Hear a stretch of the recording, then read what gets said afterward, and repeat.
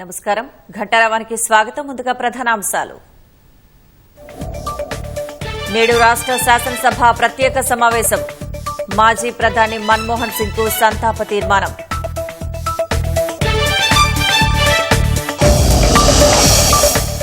కొత్త ఏడాది వేడుకల కోసం ముస్తాబవుతున్న భాగ్యనగరం. మాదక ద్రవ్యాల వాడకం కట్టడికి పోలీసుల పకడ్బందీ చర్యలు.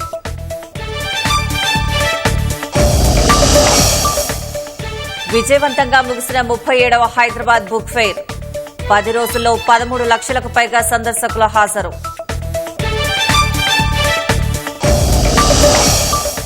బీహార్లో ప్రశ్నపత్రాల లీకేజీపై విద్యార్థుల ఆందోళన తీవ్రతరం. సీఎం నివాసం ముట్టడికి యత్నం, పోలీసుల లాఠీచార్జ్. రోదసిలి డాకింగ్ కు భారత్ తొలి ప్రయత్నం. ఇవాళ రాత్రికి పీఎస్ఎల్వీ C-60 ద్వారా స్పేడెక్స్ ప్రయోగం.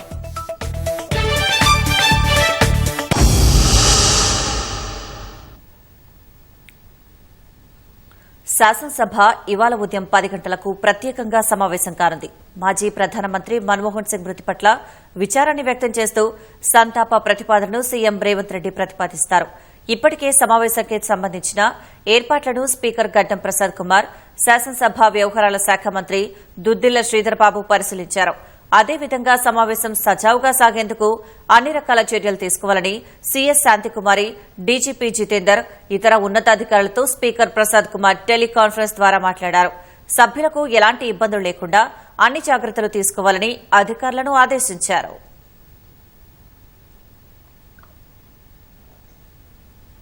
నూతన సంవత్సర వేడుకల్లో మాదక ద్రవ్యాల వాడకాన్ని కట్టడి చేసేందుకు టీజీ న్యాబ్, ఎక్సైజ్ పోలీసులు సిద్దమవుతున్నారు. ఈవెంట్ పబ్ నిర్వాహకులతో సమావేశం ఏర్పాటు చేసి తీసుకోవాల్సిన జాగ్రత్తలను వివరించారు. పార్టీలో మాదక ద్రవ్యాలను అనుమతించబోమని, శాంతి భద్రతల సమస్య తలెత్తితే బాధ్యత వహించాల్సి ఉంటుందని హామీ పత్రం తీసుకున్నారు. నిబంధనలు ఉల్లంఘించి వేడుకలు నిర్వహిస్తే చర్యలు తప్పవని హెచ్చరించారు. కొత్త ఏడాది వేడుకల కోసం జంట నగరాలు ముస్తాబవుతున్నాయి. ఈవెంట్ పబ్ నిర్వాహకులు దేశ విదేశాల నుంచి కళాకారులను రప్పిస్తున్నారు. యువతను ఆకట్టుకునేలా సాంస్కృతిక కార్యక్రమాలు నిర్వహించడానికి ఏర్పాట్లు చేస్తున్నారు. గతంతో పోల్చితే వివిధ కేసుల్లో ఈ ఏడాది భారీ మొత్తంలో పోలీసులు మత్తు పదార్థాలు స్వాధీనం చేసుకున్నారు. వేడుకలను సొమ్ము చేసుకునేందుకు స్మగ్లర్లు సిద్ధంగా ఉన్నారనే సమాచారంతో పోలీసులు అప్రమత్తమయ్యారు. టీజీ న్యాబ్, ఆబ్గారీ పోలీసులు పబ్బుల్లో ఆకస్మిక తనిఖీలు చేపడుతున్నారు. అనుమానితుల నుంచి నమూనాలు సేకరించేందుకు మూత్ర పరీక్షల కిట్లు, 100 లాలాజలం కిట్లు, 266 స్నీఫర్ జాగిలాలు పోలీస్ సిబ్బందితో పటిష్ట ఏర్పాట్లు చేశారు. డ్రగ్స్ తెచ్చినా, వాడినట్లు పరీక్షల్లో తేలినా కేసులు నమోదు చేయనున్నారు. గతంలో మాదక ద్రవ్యాలు కొనుగోలు చేస్తూ పట్టుబడిన వారిపై ఆబ్గారీ, హెచ్న్యూ పోలీసులు నిఘా పెట్టారు. దేశ విదేశాల నుంచి వస్తున్న డీజేల కదలికలను గమనిస్తున్నారు. గతంలో డ్రగ్స్ కేసుల్లో అరెస్టైన డీజేలు ఈవెంట్కు వస్తున్నట్టయితే వారి వివరాలు ముందుగానే తమకు తెలియజేయాలని పోలీసులు నిర్వాహకులను ఆదేశించారు. జూబ్లీహిల్స్, రాయదుర్గం, నార్సింగి, గచ్చిబౌలి, మొయినాబాద్, శామీర్పేట్ ప్రాంతాల్లోని హోటళ్లు, పబ్బులు, ఫామ్ హౌస్లు, రిసార్ట్లలో తనిఖీలు నిర్వహిస్తున్నారు. బౌన్సర్లు హద్దుమీరి ప్రవర్తిస్తే వారిపై చర్యలు తప్పవని హెచ్చరించారు.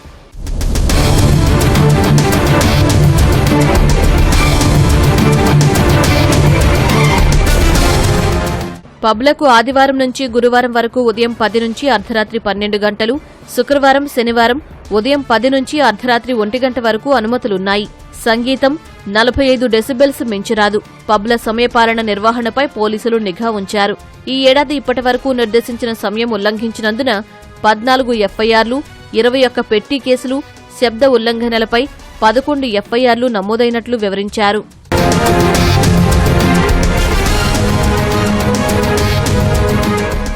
నూతన సంవత్సర వేడుకలు ఏర్పాటు చేసే నిర్వాహకులు అన్ని జాగ్రత్తలు తీసుకోవాలని పోలీసు అధికారులు సూచిస్తున్నారు. సూర్యాపేట జిల్లా కోదాడ మండలం నల్లబండగూడెం అంతర్రాష్ట్ర చెక్పోస్టు వద్ద పోలీసుల తనిఖీల్లో గంజాయి చాక్లెట్లు పట్టుబడ్డాయి. నిందితులు నూతన సంవత్సర వేడుకలకు చాక్లెట్స్ రూపంలో ఉన్న గంజాయిని తరలిస్తున్నట్లు పోలీసులు తెలిపారు. ఒడిశాకు చెందిన 6 వ్యక్తులు భువనేశ్వర్ నుంచి హైదరాబాద్ కు ప్రైవేటు ట్రావెల్స్ బస్సులో ఈ గంజాయి చాక్లెట్లు తరలిస్తుండగా నిందితులను అరెస్ట్ చేశారు. 25 ప్యాకెట్లో 1000 గంజాయి చాక్లెట్లు ఉన్నాయని, వీటి బరువు 5 కిలోల వరకు ఉంటుందని అధికారులు వెల్లడించారు. గంజాయి చాక్లెట్స్ ను స్వాధీనం చేసుకుని పోలీసులు కేసు నమోదు చేసుకుని దర్యాప్తు చేస్తున్నారు. తెలంగాణ అంతటా అక్షరాస్యతను వ్యాప్తి చేయాలనే సంకల్పంతో రాజా బహదూర్ వెంకట్రామిరెడ్డి అనేక విద్యాసంస్థలకు ప్రాణం పోశారని రాష్ట రోడ్లు భవనాల శాఖ మంత్రి కోమటిరెడ్డి వెంకటరెడ్డి అన్నారు. హైదరాబాద్ అబిడ్స్ లో వెంకట్రామిరెడ్డి హాస్టల్ మొదటి అల్యూమిని సమావేశంలో ఆయన పాల్గొన్నారు. 22 విద్యాసంస్థలు స్థాపించి తన చివరి రోజుల వరకు వాటికి అధ్యక్షుడిగా ఆయన పనిచేశారని స్మరించుకున్నారు. దూరదృష్టి, అంకిత భావం కలిగిన సంఘ సంస్కర్త రాజా బహదూర్ వెంకట్రామిరెడ్డి అని పేర్కొన్నారు. రెడ్డి హాస్టల్లో ఉన్న ఎందరో విద్యార్థులు ప్రపంచవ్యాప్తంగా డాక్టర్లు, ఇంజనీర్లు, సైంటిస్టులు, వ్యాపారులు, రాజకీయ నాయకులుగా ఉన్నారని పేర్కొన్నారు. ఇదంతా కేవలం ఒక్క వ్యక్తి వల్లే సాధ్యమైందని, ఆయనే మన రాజా బహదూర్ వెంకట్రామిరెడ్డి అని అన్నారు. నిజంగా ఆయన చేసినవి మనకు తెలియని చదువుకునే వారు చాలా మంది తెలియదు ఆయన చరిత్ర. అలాంటి నిరవడముడు ఆయన పేరు మీద మనం చదువుకోవడం కాదు, ఈ రోజు మనంతా కూడా కలుసుకోవడం చాలా సంతోషం. మనుషులు శాశ్వతం కాదు, మనం చేసిన మంచి మాత్రమే శాశ్వతం. అదే మన రాజ్ బహదూర్ వెంకట్రామిరెడ్డి. ఆయన చేసిన, ఆయన లేకున్నా ఇప్పటికీ ఆయన గుర్తించుకుంటున్నామంటే ఏ నాయకుడైనా ఎవరైనా 100 ఏళ్లు చరిత్రలో నీ పేరు ఉండాలంటే 100 మంచి పని చేసే అవసరం లేదు. ఒక్క మంచి పని చేస్తే 100 ఏళ్లు నీ చరిత్రలో నీ పేరు ఉంటుంది. విజయవాడలో 2 రోజుల పాటు జరిగిన 6వ ప్రపంచ తెలుగు రచయితల మహాసభలు ఘనంగా ముగిశాయి. దేశవ్యాప్తంగా వివిధ ప్రాంతాల నుంచి వచ్చిన రచయితలు, కవులు తెలుగు భాషకు పూర్వ వైభవం రావాలని ఆకాంక్షించారు. ప్రస్తుతం తెలుగు పరిశోధన స్థాయికి దిగజారిందని, డబ్బులతో డాక్టరేట్లు కొనే స్థాయి దాపురించిందని ఆవేదన వ్యక్తం చేశారు. తెలుగు భాషాభివృద్ది కోసం చేపట్టాల్సిన అంశాలపై 18 తీర్మానాలు చేశారు. విజయవాడలోని కేబీఎన్ కళాశాల కేంద్రంగా 6వ ప్రపంచ తెలుగు రచయితల మహాసభలు పండుగలా జరిగాయి. 2 రోజుల పాటు జరిగిన ఈ వేడుకల్లో ఉభయ తెలుగు రాష్ట్రాల నుంచే కాకుండా దేశ విదేశాల నుంచి పెద్ద సంఖ్యలో కవులు, రచయితలు, భాషాభిమానులు పెద్ద ఎత్తున తరలివచ్చారు. మహాసభలు జరిగిన పొట్టి శ్రీరాములు ప్రాంగణంలోని చెరుకూరి రామోజీరావు వేదిక సహా మరో 2 వేదికలపై ఉదయం నుంచి రాత్రి వరకు వరుసగా మాతృభాషా సదస్సులు నిర్వహించారు. ముగింపు సందర్భంగా తెలుగు భాష అభ్యున్నతి కోసం ప్రభుత్వం తీసుకోవలసిన చర్యలపై 18 తీర్మానాలు చేశారు.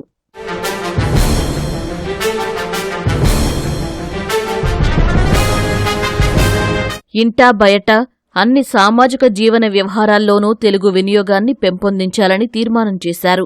కనుమరుగైపోతున్న తెలుగు పదాలను వెలికితీసి ప్రాచుర్యం కల్పించాలని, తెలుగు భాషాభిమానాన్ని కలిగించే రచనలు చేయాలని రచయితలను కోరుతూ మరో తీర్మానం చేశారు.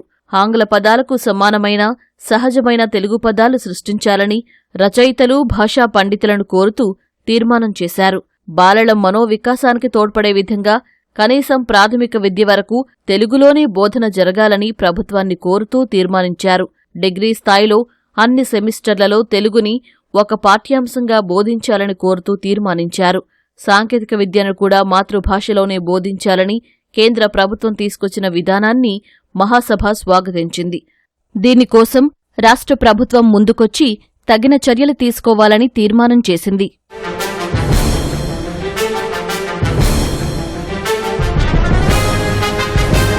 గత ప్రభుత్వం తెలుగు భాషని అణచివేయాలని తెచ్చిన జీవో 85పై సుప్రీంకోర్టులో ఉన్న స్పెషల్ లీవ్ పిటిషన్ను ఉపసంహరించుకుని రాష్ట్రంలో జాతీయ విద్యా విధానాన్ని అమలు చేయాలని కోరుతూ మరొక తీర్మానం చేశారు. హైకోర్టులో మాతృభాషలోనే వాదనలు, తీర్పులు ఉండేలా చూడాలని, తెలుగులో న్యాయపాలన జరిగేలా చర్యలు తీసుకోవాలని 2 రాష్ట్ర ప్రభుత్వాలను కోరుతూ తీర్మానం చేశారు. తెలుగు భాషాభివృద్ధి ప్రాధికార సంస్థను పటిష్టపరిచి నిధులు కేటాయించాలని కోరుతూ తీర్మానించారు. ప్రజలకు ప్రభుత్వం చేరువయ్యేందుకు వీలుగా పాలనా వ్యవహారాలన్నీ తెలుగులోనే జరిపేందుకు చర్యలు తీసుకోవాలని తీర్మానించారు.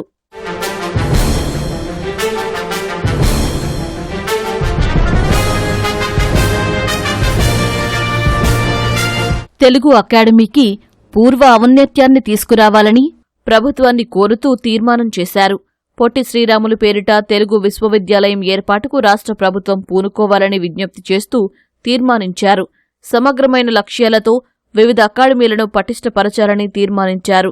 కళల పరిరక్షణ, భవిష్యత్తు తరాలకు సాంస్కృతిక వారసత్వం అందించేందుకు సాంస్కృతిక విశ్వవిద్యాలయం ఏర్పాటు చేయాలని తీర్మానించారు.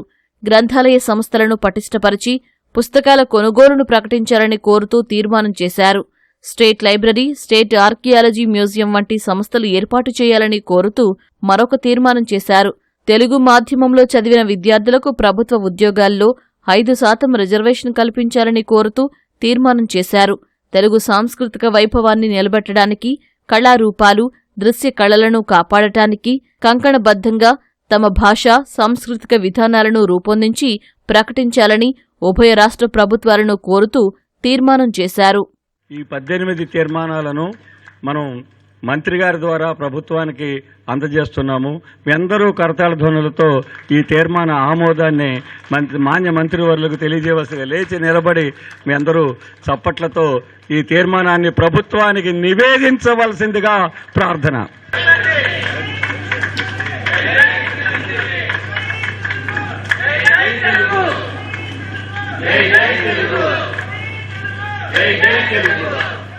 తెలుగు పరిరక్షణకు ఎన్డీఏ ప్రభుత్వం కట్టుబడి ఉందని మంత్రి కందుల దుర్గేష్ స్పష్టం చేశారు. గడిచిన 5 సంవత్సరాల కాలంలో ఏదైతే తెలుగు భాషను మనం అమృత భాషగా భావిస్తున్నామో ఆ భాషకి తూట్లు పొడిచే విధంగా, ఆ భాష యొక్క వికాసాన్ని నాశనం చేసే విధంగా తీసుకున్నటువంటి నిర్ణయాలు ప్రజాస్వామ్య ప్రియులైనటువంటి మనం, భాషాభిమానులమైనటువంటి మనందరం కూడా చాలా బాధపడినటువంటి సందర్భాన్ని మీకు మనవి చేస్తున్నాను.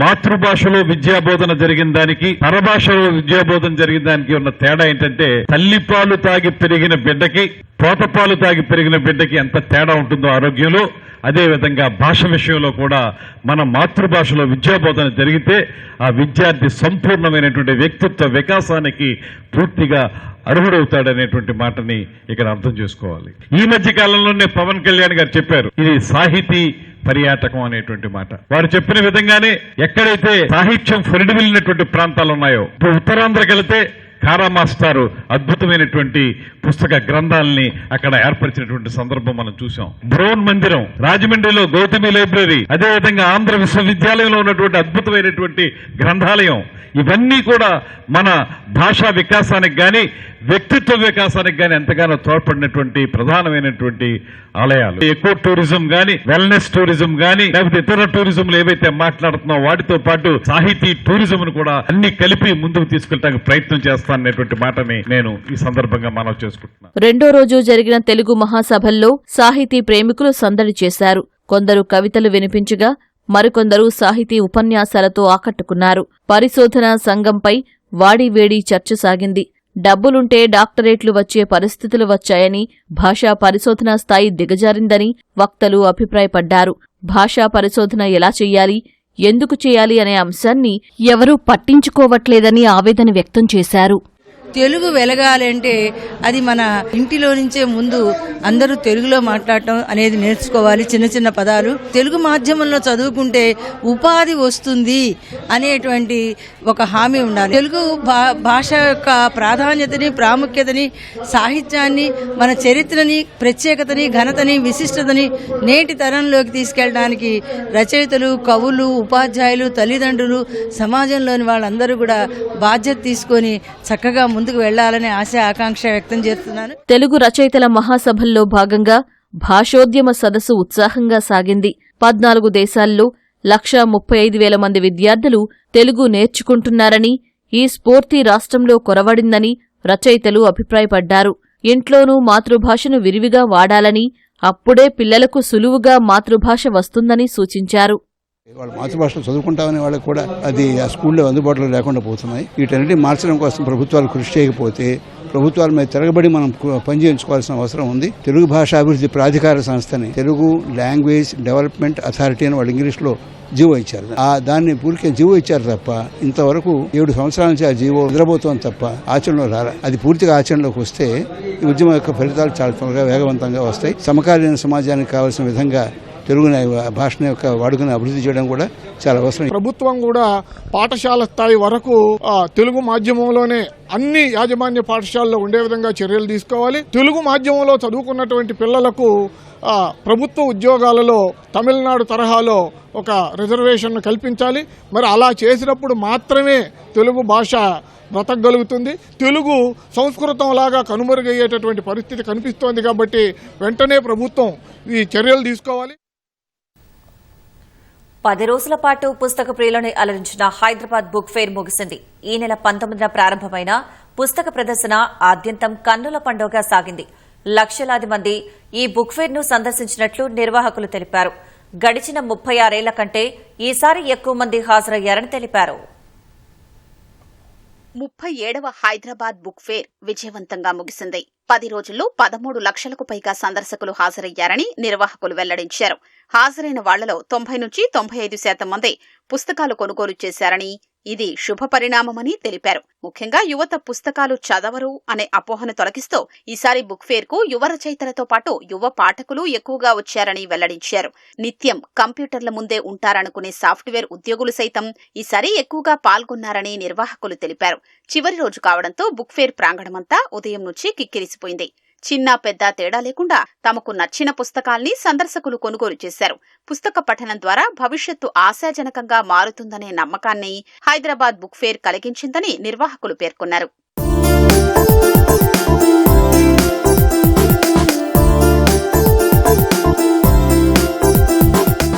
ఈ ఏడాది పుస్తక ప్రదర్శన ముగింపు సభకు పిలవడం సంతోషంగా ఉందని హైకోర్టు న్యాయమూర్తి జస్టిస్ రాధారాణి అన్నారు. చిన్నప్పటి నుంచి తనకు పుస్తకాలు చదివే అలవాటు ఉందన్న ఆమె బుక్ ఫేర్ కు రావడం ప్రతిసారి ప్రత్యేకంగానే ఉంటుందని తెలిపారు. ఈ ఏడాది పుస్తక ప్రదర్శన ప్రాంగణాలకు ప్రముఖుల పేరు పెట్టడం ఆకర్షించిందని వెల్లడించారు. మొత్తం పుస్తక ప్రదర్శనలో బుక్ డొనేషన్ అనే కాన్సెప్ట్ ను విజయవంతంగా ఆచరించినందుకు నిర్వాహకుల్ని ఆమె అభినందించారు. డొనేషన్ బాక్స్ ఒకటి చాలా మంచి కార్యక్రమం అని చెప్పి నేను అనుకుంటూ ఉన్నా. పుస్తకాలు బుక్ ఫెయిర్స్ ప్రతిసారి అటెండ్ అవుతూనే ఉంటాము. పుస్తకాలు చాలా పేరుకుపోతూ కూడా ఉంటాయి ఇంట్లో. అలాంటి వాటికి కూడా ఒక పరిష్కారం లాగా చూపిస్తూ ఉంది ఈ డొనేషన్ బాక్స్ వల్ల మనం మన ఇంట్లో మన చదవకుండా ఇంకొకళ్ళకు ఉపయోగపడటానికి ఇచ్చే విధంగా ఈ పుస్తకాలని డొనేట్ చేయటం అన్నది అది చాలా మంచి కార్యక్రమం అని చెప్పి నేను అనుకుంటూ ఉన్నాను. గతంలో పుస్తకాలు కొనాలంటే ఆబిడ్స్ లేదా క్లాక్ టవర్ వద్దే దొరికేవని ఎమ్మెల్సీ ఆచార్య కోదండరాం అన్నారు. కానీ ఇప్పుడు ఇలా బుక్ ఫేర్ల రూపంలో ప్రపంచ స్థాయి పబ్లికేషన్లు అందుబాటులోకి రావడం శుభసూచకమని వ్యాఖ్యానించారు. హైదరాబాద్ బుక్ ఫేర్ కోసం ప్రత్యేకంగా కార్యాలయ నిర్మాణానికి అనుమతించేందుకు ప్రభుత్వం సానుకూలంగా ఉండడం అభినందనీయ విషయమని కొనియాడారు. ఏ పుస్తకమైనా మనిషిలో విజ్ఞానాన్ని పెంచుతుందని, అటువంటి పుస్తకాల పండుగ యువతను, పిల్లల్ని, పెద్దల్ని అలరించిందన్నారు. ఒకప్పుడు పుస్తకం పట్టుకోవాలంటే కష్టంగా ఉండేది. పుస్తకాలు కొనుక్కున్నామంటే హైదరాబాద్లో నాకు తెలిసి 2-3 దుకాణాల కంటే ఎక్కువ ఉండేవి కావు. తర్వాత కంప్యూటర్ వచ్చింది, ఇంకా పుస్తకాలను ఎవరు ముట్టుకోరనుకునే సమయంలో బుక్ ఫెయిర్ విజయవంతం కావటం అందరి అభిప్రాయాలను కూడా అది సంపూర్ణంగా మార్చిపారేసింది. ఇక లేదు, పుస్తకానికి ఉన్న విలువ, పుస్తకానికి ఉన్నది. రోజు కంప్యూటర్లు చూసే సాఫ్ట్వేర్ ప్రొఫెషనల్స్ కూడా ఓ పుస్తకం చదవాలనే తాపత్రయంతో ఇక్కడి దాకా వచ్చి కొనుక్కుంటున్నారంటే ఇక దాని విలువ, ప్రాముఖ్యత అనేది మనకి వాళ్ళ అర్థమవుతున్నది. 10 రోజుల పాటు లక్షలాది మంది తెలుగు ప్రజల్ని అలరించిన 37వ బుక్ ఫేర్ విజయవంతంగా ముగిసింది. పుస్తకాలతో ప్రపంచానికి విజ్ఞానాన్ని ప్రతిసారి పంచాలని పలువురు ఆకాంక్షించారు. సంక్రాంతి పండుగకు సొంతూళ్లకు వెళ్లే ప్రయాణికుల కోసం జనవరి 7 నుంచి 15 వరకు ప్రత్యేక బస్సులను నడిపిస్తున్నట్లు టీజీఎస్ఆర్టీసీ ప్రకటించింది. పండుగ వేళ 6,432 ప్రత్యేక బస్సులు నడిపించాలని అధికారులు నిర్ణయించారు. 557 సర్వీసులకు ముందస్తు రిజర్వేషన్ సౌకర్యం కల్పించారు. రద్దీ ప్రాంతాల్లో సీసీటీవీ కెమెరాలను ఏర్పాటు చేయనున్నట్లు ఆర్టీసీ అధికారులు వెల్లడించారు. మహాలక్ష్మి పథకం యథావిధిగా కొనసాగుతుందని, మహిళలు తమ ఒరిజినల్ గుర్తింపు కార్డులు తప్పనిసరిగా తమ వెంట తీసుకురావాలని అధికారులు సూచిస్తున్నారు. ప్రత్యేక బస్సుల్లోనూ సాధారణ ఛార్జీలనే తీసుకుంటున్నామని ఆర్టీసీ యాజమాన్యం తెలిపింది. ప్రధాన రద్దీ ప్రాంతాల్లో ప్రయాణికుల కోసం షామియానాలు, తాగునీరు, మొబైల్ టాయిలెట్ల సదుపాయం ఆర్టీసీ యాజమాన్యం కల్పించనుంది. సంక్రాంతి పండుగ వచ్చేస్తున్న వేళ హైదరాబాద్ మధురానగర్లోని Sritech software services training placement company ఆధ్వర్యంలో ముందస్తు సంక్రాంతి సంబరాలు నిర్వహించారు. విద్యార్థినులు, ఉద్యోగులు పోటీపడి రంగవల్లులను తీర్చిదిద్ది బహుమతులు అందుకున్నారు. నిత్యం పుస్తకాలతో కుస్తీలు పడే విద్యార్థులు, కంప్యూటర్లతో పోటీపడే ఉద్యోగులు తమ సృజనాత్మకతను వెలికితీసి అందమైన ముగ్గులు వేశారు. అనంతరం భోగి మంటలు వేసి దాని చుట్టూ తిరుగుతూ సందడి చేశారు.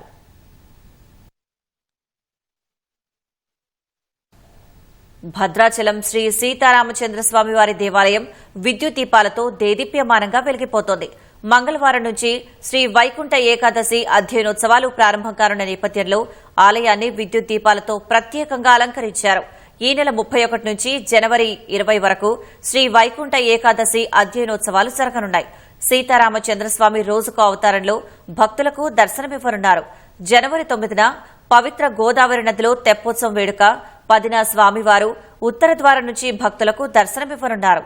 ఉత్సవాలకు వేలాది మంది భక్తులు హాజరు కానున్న నేపథ్యంలో అధికారులు ఆలయాన్ని అందంగా తీర్చిదిద్దారు.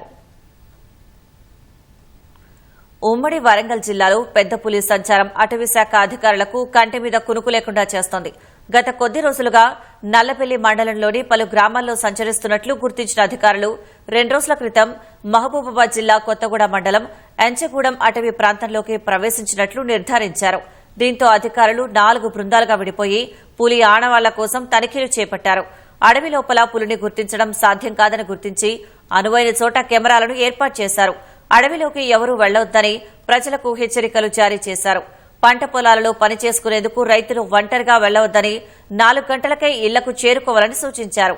పెద్ద పులి రాత్రి వేళల్లో సంచరిస్తుంది కాబట్టి ఎవరూ బయటకు రావద్దని చెప్పారు. ఎవరికైనా పులి ఆనవాళ్లు కనిపిస్తే స్థానిక అటవీ అధికారులకు, పోలీసులకు సమాచారం అందించాలన్నారు. పెద్ద పులి సంచరిస్తుందనే సమాచారంతో మేము మా సిబ్బంది కూడా గాలింపు చర్యలు చేశాము. 2 రోజులు రుద్రగూడెంలోనే అది పెద్ద పులి ఉండడం వల్ల అక్కడున్న ప్రజలు భయాందోళనకు గురయ్యారు. మేము పులిని ఎప్పటికప్పుడు డ్రోన్ కెమెరాల సహాయంతో, కెమెరా ట్రాపుల సహాయంతో మా సిబ్బందిని 4 బృందాలుగా విభజించి దాన్ని నిరంతరం ట్రాక్ చేస్తూనే ఉన్నాము. అది ఆ అడవి ప్రాంతం రుద్రగూడెం దగ్గర ఉన్న చిన్న అడవి ప్రాంతం వీడి మల్ల ముచ్చాలమ్మ తండ, కిరియా తండ మీదుగా మహబాద్ జిల్లాలోని కొత్తగూడ మండలంలో గల అడవి ప్రాంతంలోకి ఎంటర్ అయింది. ములుగు జిల్లా అటవీ ప్రాంతంలో పులి సంచరిస్తుందనే అనుమానంతో అటవీ శాఖ అధికారులు పాదముద్రల కోసం గాలిస్తుండగా పలువురు వేటగాళ్లు చిక్కారు. పత్తిపల్లి గ్రామ శివారులో 2 వ్యక్తులు అడవి పందిని చంపి ద్విచక్ర వాహనంపై తీసుకుని వస్తుండగా అధికారులు పట్టుకున్నామన్నారు. అదే ప్రాంతంలో మరో వ్యక్తి ఉచ్చులతో అడవి కోడిని పట్టుకున్నట్లు గుర్తించి అదుపులోకి తీసుకున్నట్లు తెలిపారు.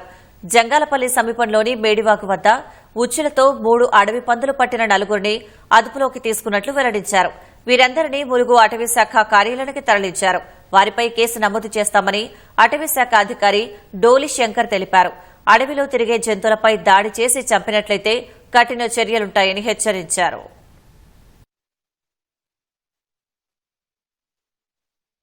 కోసం మా స్టాఫ్ మీ అందరం కలిసేసి వెతుకుతుంటే 2 వ్యక్తులు బండి మీద ఈ పందిని తీసుకొని బస్తాలు కట్టుకుని వస్తున్నారు. వాళ్ళ మీద అదుపులో తీసుకున్నాం. ఒక అతను పారిపోయాడు అక్కడి నుంచి. ఇంకొక 2 వ్యక్తులు బండి మీద ఒక బ్యాగ్ లో అడవి కోడి పుంజు ఉంది. వాళ్ళ బట్టి ఎక్కడ తీసుకొని వస్తున్నారంటే అడవిలో పట్టుకునేసేసి ఉసులు పెట్టి పట్టుకొని తీసుకొని వస్తున్నారని వాళ్ళు చెప్పారు. వాళ్ళని అదుపులో తీసుకున్నాం. మేడివాగు రైతు పొలాల దగ్గర ఒక తుమ్మ చెట్టు తుప్పలుంటాయి. ఒక 5 వ్యక్తులు ఉసులు పెట్టేసి ఒక 3 అడవి పందులను చంపడం జరిగింది. వెంటనే వాళ్ళు పారిపోతుంటే పట్టుకున్నాం. ఎవరు కూడా ఇట్లాంటి హంటింగ్ చేయొద్దు. చట్టాలు మొత్తం కూడా పెద్ద ఎత్తున వాళ్ళ మీద యాక్షన్ తీసుకోవడం జరుగుతుంది. పేపర్ లీక్ ఆరోపణల నేపథ్యంలో బీహార్ పబ్లిక్ సర్వీస్ కమిషన్ ప్రాథమిక పరీక్షను మళ్లీ నిర్వహించాలని కొన్ని రోజులుగా అభ్యర్థులు చేస్తున్న ఆందోళన ఆదివారం తీవ్ర ఉద్రిక్తతకు దారితీసింది. పాట్నాలోని గాంధీ మైదాన్ వద్ద నుంచి వేలాది మంది అభ్యర్థులు సీఎం నివాసం వైపు ప్రదర్శనగా వెళ్లగా పోలీసులు అడ్డుకున్నారు. ఈ క్రమంలో వారిని చెదరగొట్టేందుకు జల ఫిరంగులు ప్రయోగించడంతో పాటు లాఠీలు ఝుళిపించారు. డిసెంబర్ 13న నిర్వహించిన బీపీఎస్సీ పోటీ పరీక్ష ప్రశ్నపత్రం లీక్ అయినట్లు వచ్చిన ఆరోపణలపై 10 రోజుల నుంచి నిరుద్యోగులు ఆందోళన కొనసాగిస్తున్నారు. పరీక్షను రద్దు చేసి కొత్తగా నిర్వహించాలని డిమాండ్ చేస్తున్నారు.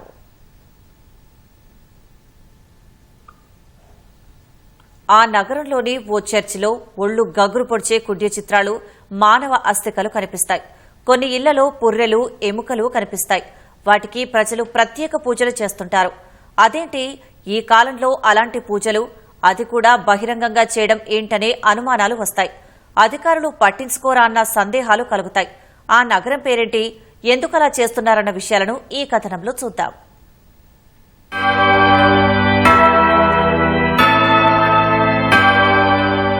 పుర్రెలు అస్థిపంజరాలతో ప్రార్థనలు చేయడాన్ని క్షుద్ర పూజలుగా పరిగణిస్తాం. అలాంటి మూఢ విశ్వాసాలతో ప్రజలు భయభ్రాంతులకు గురవడంతో పాటు ప్రభుత్వాలు వాటిని కఠినంగా వ్యవహరిస్తాయి. అయితే ఇటలీలోని నేపుల్స్ నగరంలో ప్రజలు బహిరంగంగా ఇలాంటి పూజలు చేస్తారు. ప్రభుత్వాలు అధికారులెవరూ పట్టించుకోరు. ఈ పూజల వెనుక ఎవరికో చెడు చేయాలని లేదా దేనినో సాధించాలనే ఉద్దేశం లేకపోవడమే ఇందుకు కారణం. కేవలం తమ వారి ఆత్మలకు సద్గతులు ప్రాప్తించాలని మాత్రమే ఇక్కడి ప్రజలు మానవ అవశేషాలకు ప్రార్థనలు చేస్తారు. వీటి కోసం ప్రత్యేక చర్చిలు కూడా ఉంటాయి. అక్కడి గోడలపై విచిత్రమైన కుడ్య చిత్రాలు కూడా కనిపిస్తాయి.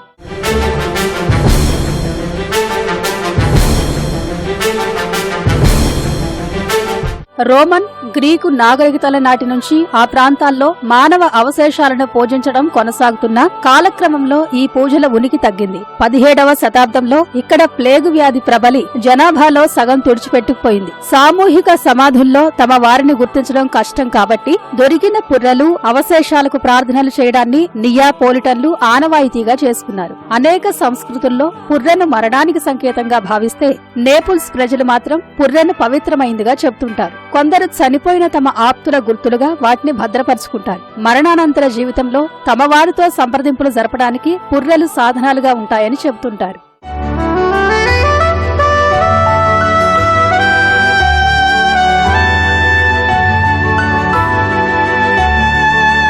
ఇలాంటి పూజల విధానాన్ని కల్ట్ ఆఫ్ పర్గేటరీ అని స్థానికంగా పిలుస్తారు. పర్గేటరీ అంటే క్రిస్టియానిటీలో పరివర్తన ప్రదేశమని అర్థం. చనిపోయిన తర్వాత స్వర్గం, నరకం కాకుండా కొన్ని ఆత్మలు పర్గేటరీకి వెళతాయని భావిస్తుంటారు. ఆ ఆత్మలు వాటి కోసం తమవారు ప్రార్థనలు చేయాలని కోరతాయని, అలా చేస్తే వారికి స్వర్గ ద్వారాలు తెరుచుకుంటాయని విశ్వసిస్తారు. నేపుల్స్ లో విద్యావంతులు కూడా ఇలాంటి పూజలు చేయడం గమనార్హం. పూజలే కాకుండా వేడుకల్లో అలంకరించి మరీ ప్రదర్శిస్తారు.